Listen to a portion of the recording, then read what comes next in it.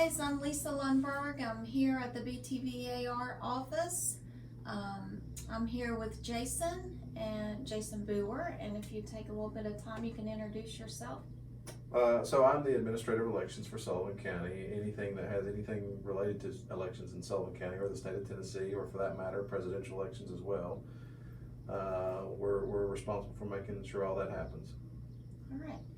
So the RPAC committee wanted to do a voter awareness, since this is an election year, not to get political about Republicans or Democrats. It doesn't really matter. It's all about voting. And that's why we have you here, Jason, so you can answer some questions for us and the public about local elections.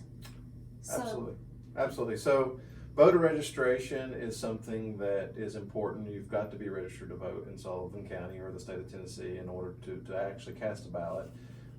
You can do that online now in the state of Tennessee. A law was recently adopted that allows people to register online if you have a record with the DMV. So if you've ever been issued a driver's license, a permit for anything like a handgun carry permit, or an ID for ID purposes only, you're eligible to register online. If that criteria doesn't meet you or your circumstances, you don't have that record with the DMV, then you can go on our website. You can print off the actual physical form. You can turn that in at our office in Blountville, or you can mail it in.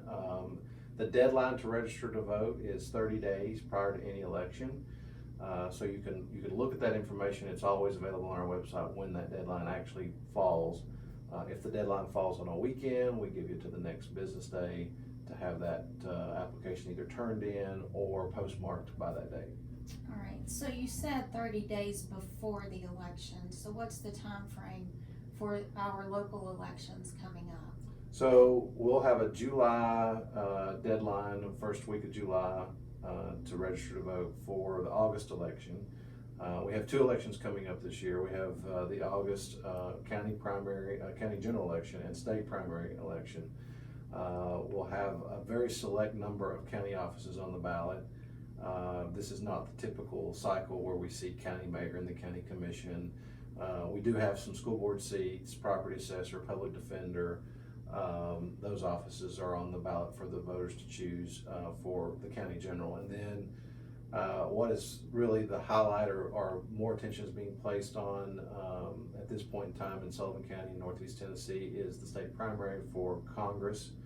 Obviously our current congressman is retiring at the end of this term, and so we'll be choosing a new congressman, as well as a new U.S. senator who's also retiring. And so there's a crowded field of primary candidates, and voters who don't vote in primaries that think the primaries aren't important. Well, those are the people that actually appear on the ballot in the general election.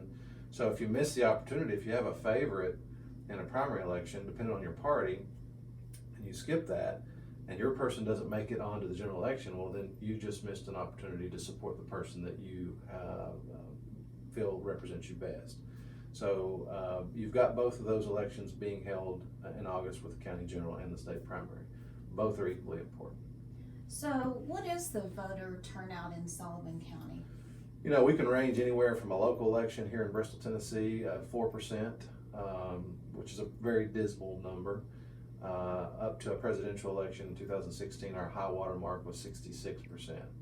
I always relate that to the seniors that I talk to at the area high schools and say, what is a grade of a 66 on any exam or quiz or test? It's a failing grade. So obviously we can do better.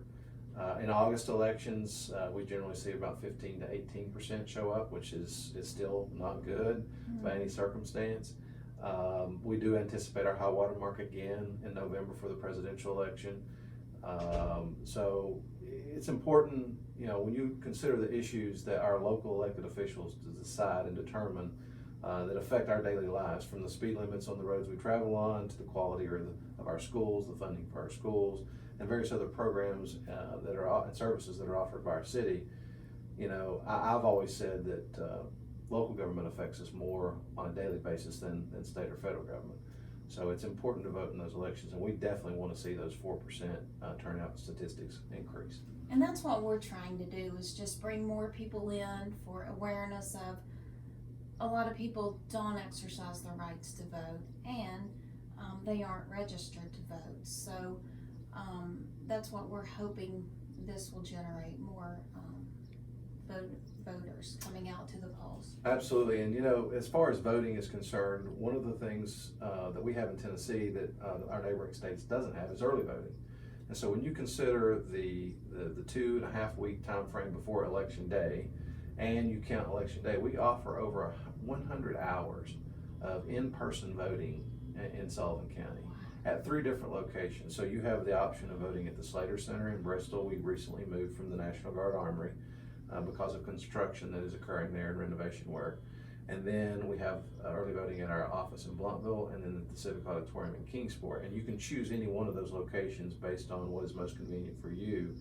And then we have election day, which is from 8 a.m. until 8 p.m. That's a 12-hour voting day. During that early voting time frame, we vote on Saturdays. So people that work a normal, work day schedule, they still have those Saturdays, and it'll be depending on the calendar, anywhere from 2 Saturdays to 3 Saturdays. And then there's the opportunity to cast a ballot by mail if you meet one of the qualifications. And the largest qualification for us in Sullivan County is if you're over the age of 60. And so that qualifies you alone for being able to cast a ballot by mail. You do have to request that absentee ballot from us, and we have the form again available on our website. There's a great deal of information on our website pertaining to voting, and the hours of voting, the schedule for early voting. We have an FAQ that are typically the questions we have asked of us, and we answer those. So, if you go to our website, which is scelect.org, and we'll have a link. Okay. It'll be something that will probably inform you the most. We also have a Facebook presence, a social media presence with Twitter as well. So if you want to follow or sign up, if you will, for those, then we push that information to you. But another reason for absentee voting is if you're away, if you're traveling from the county, or if you're ill, disabled, or a caretaker for someone who's ill or disabled. And so you do have to request those absentee ballots. You have early voting, and then you have election day. So with the COVID-19, how is that going to affect these upcoming elections? So we can't operate outside of existing law at this point, and there have been no real significant changes in the law in Tennessee.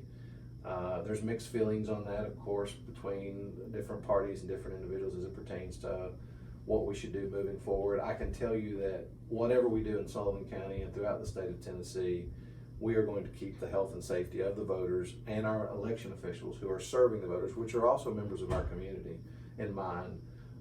There is a very lengthy planning document that we're working on throughout the state right now, and the safety measures for voting and keeping everybody healthy and safe will be kept in mind as we move forward. All right, one last question.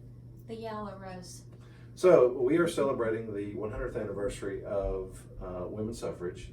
In August 1920 was a very contentious year in Tennessee. We were the final state, the only state that could approve or deny the ratification of the 19th Amendment to the U.S. Constitution. And so we're celebrating that significant event in history with a yellow rose, which, for those that don't know, in 1920, if you were for the amendment, you wore a yellow rose. If you were against the amendment, you wore a red rose. So we're honoring that this year. Nice. Well, Jason, thank you very much, and hopefully this will at least get people talking, and asking questions, going to your website, and hopefully getting new voters registered to vote. And absolutely. We would encourage everyone to exercise their right to vote. It's such a privilege, and it's so very important. So, thanks, Jason. Thank you.